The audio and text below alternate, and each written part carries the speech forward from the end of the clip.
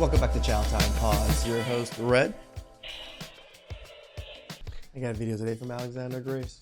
Please like, subscribe, comment down below. I really appreciate that. Let's get Chow Time. What's the name for us for pickup? Can you say my name? You're supposed to say our name. No. You gotta say. Can you just tell me your name because it's for safety? But we're women, so our safety is like. Oh, because you're a woman. You check the license plate, lady. Go check the license plate. See, I don't know if this is real or not. I know this guy doesn't usually do clips, but I see Mila Keefe, or whatever her name is, or the corn star person there, so it makes me think it's not real, but it seems very legit. No, it's not how it works. Are you serious? It's a safety risk for me. What if you're trying to like kidnap us and traffic us? What, are you okay? Literally, do you not realize that you know my make and model? You know my license plate. You also have a picture of my face. I don't even know your name. Say my name. Say our name. What planet are you from? This one. Say our name. Get out of my car. No. Get out of my car. Now don't touch my seat. Oh, you want to sit here? Just look at them like laughing at it. All day? Yeah. Okay, fine. You're not gonna make any money. Isn't it fascinating when women say the quiet part out loud? We are women, so our safety is more important. I want to read you a story from the men's rights subreddit that absolutely terrified me. So back in college, I had a part-time job. I was bussing tables at a restaurant. At this point in my life, I was honestly not a good-looking young man, and I had all but given up on ever dating. One day, I'm at the end of a shift. The only people left in the restaurant are the cooking staff, the dishwasher, the waitress, and me. The waitress suddenly approaches me and says, "Hey, it's late. Can you walk me to my car?" Of course, I oblige. We aren't exactly in a dangerous area, but who wouldn't take a few minutes out of their day to make a coworker feel safer? We walk quietly to her car, where she unlocks the door and says, "Thanks, my psycho ex-boyfriend has been stalking me. We broke up last week because he had locked himself inside the bathroom with a gun and threatened to blow his brains out." The way that she casually used me as a human shield against an armed...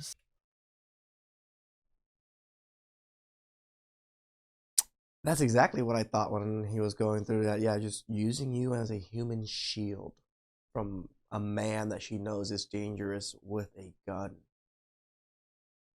Ouch. Psychopath is something I will never forget. You can imagine how that man must have felt watching her drive away, realizing how little regard she had for his safety, how comfortable she was casually endangering his life to protect herself. When the culture was more conservative and traditional, this kind of interaction wouldn't have seemed so strange. It's part of the social contract between the genders. Men are the protectors and the providers, and in return are shown respect and gratitude. But the feminist movement claimed that the whole arrangement was sexist, and so they pushed for what they called equality, which meant that you no longer need to show any appreciation for men. In fact, it's now socially acceptable to shame and belittle them. But in doing so, these women were extremely short-sighted. They didn't realize that without them holding up their end of the bargain, being nice to men, valuing masculinity, showing gratitude and kindness, without that, men would no longer feel the need to hold up their end of the bargain. Suddenly, the protection and the resources are just gone because men don't feel compelled to sacrifice on the behalf of women anymore. That's what?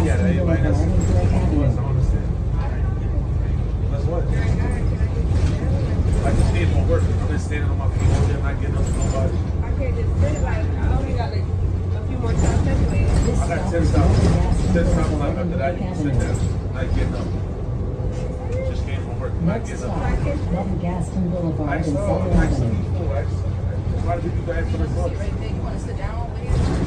I'm not saying you want to sit by the window or something. You're mad. I'm saying She didn't know. She didn't know. I hate the "you're a man" thing. I really do. You told her, nobody told her to get pregnant. Out of here, yo.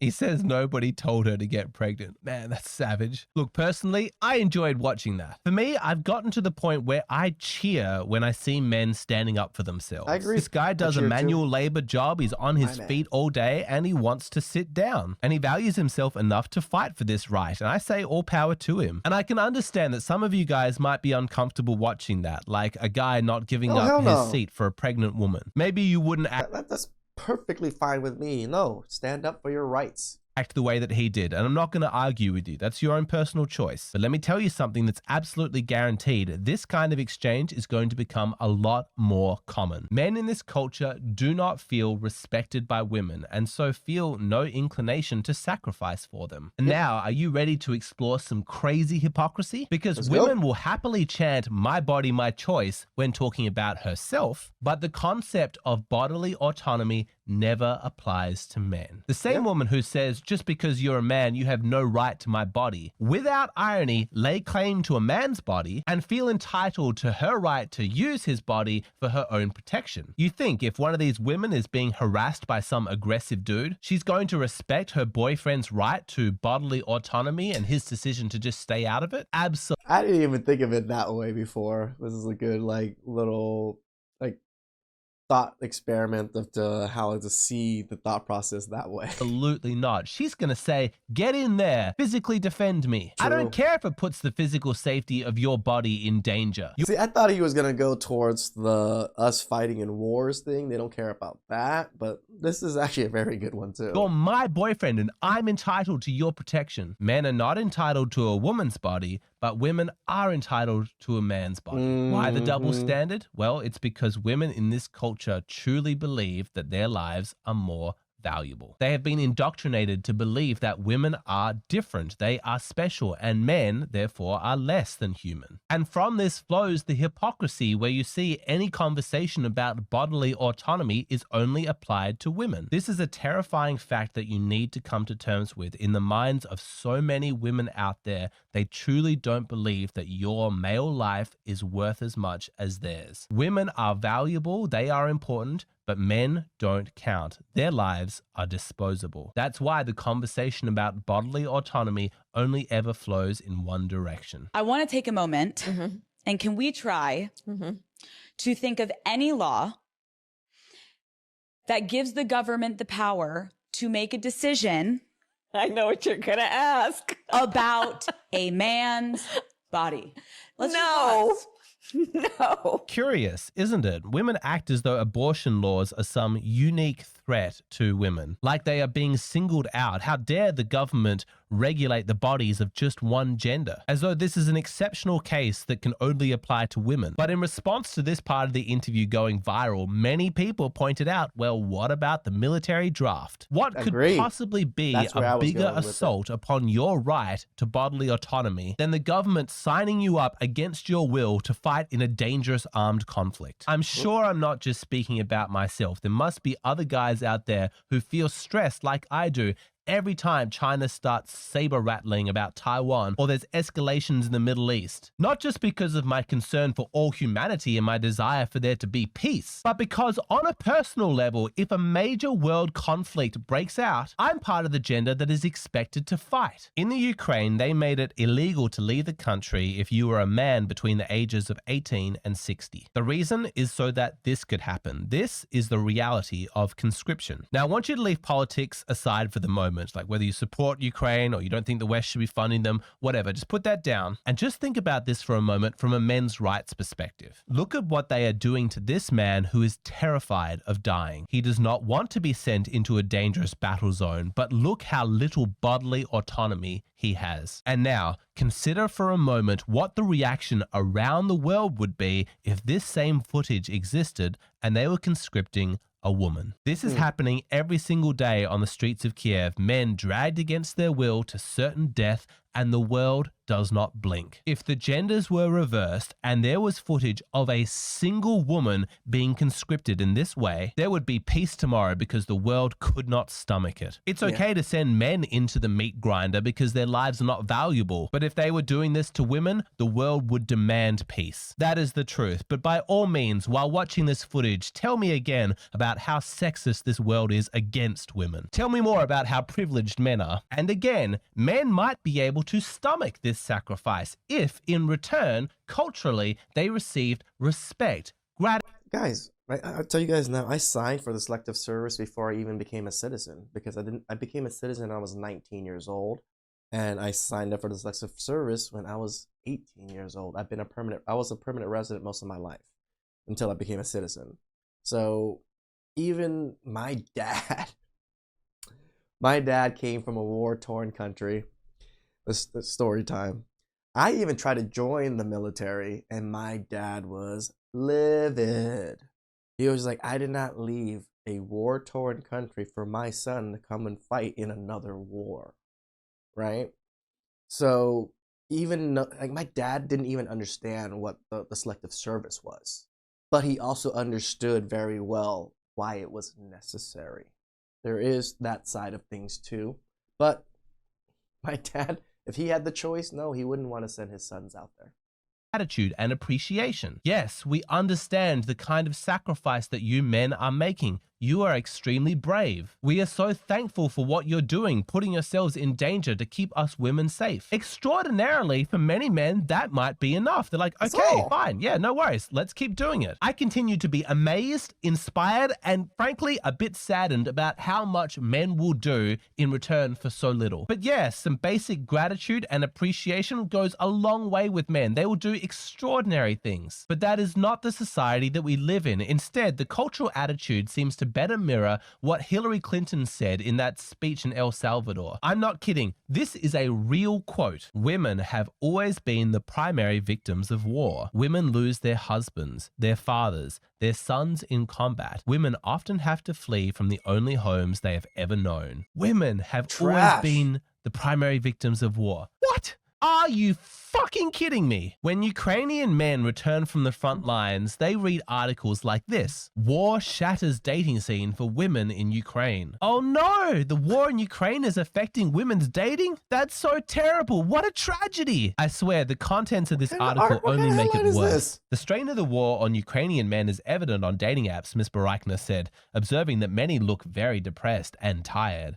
She and other women said their mood was gloomy, with few willing to commit to relationships. Wow, that's so tough for women. On the dating app Bumble, Miss Barakna liked the looks of a hipster, but when she scrolled through his photographs, she noticed his amputated leg. I looked at his profile for 15 minutes and felt sorry for him, Miss Barakna, 35, a marketing director for a clothing brand in Kyiv, said in an interview. She wondered if she could handle a relationship with a maimed war veteran. Then she swiped left, removing him from potential matches. I feel I'm not ready for that. Thank you for protecting me and having your leg blown off. And while I appreciate your sacrifice, you're not worth my time to meet you for a coffee date. And another woman, Miss Acticento, said that 1 in 5 men she encountered on Tinder were soldiers, but she has not chatted with any of them. They're brave, they're heroes, she said. But given the situation, starting a relationship feels too risky. Several Ukrainian women who have traveled abroad since the war broke out said it was much easier to date foreigners who did not face the threat of war. How must it feel to be a Ukrainian man risking your life to protect your country? And then when you come home from battle, the women are like, you seem a bit gloomy. You seem a bit depressed. Sorry, your battle wounds are kind of a bummer. I think I'm going to go date a foreigner instead. This arrangement is not sustainable. Let me repeat myself, tell you something about male psychology that is an absolute fact. They are not going to continue to sacrifice their comfort, their resources, their safety for the benefit of women unless it is in exchange of something. And you know the part that stings the most is that what they require from women